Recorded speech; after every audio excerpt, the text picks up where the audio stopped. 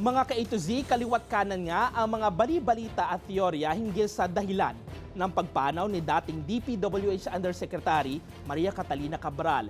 Gayunpaman, iginiit ng National Bureau of Investigation na may kakayahan sila gamit ang siyentipikong investigasyon na matukoy kung tunay o peke ang pagkamatay ng isang individual. Sinasabi naman ngayon ng mga otoridad na natagpuan nila ang dating DPWH Undersecretary na si Catalina Cabral malapit sa isang questionable infrastructure project ng gobyerno sa Cannon Road sa Benguet.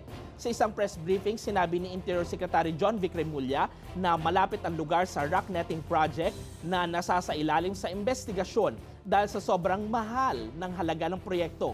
Samantala, kinumpirma naman ng Philippine National Police na nakakuha ang mga investigador ng isang kutsilyo at ilang mga gamot sa hotel room ni Cabral.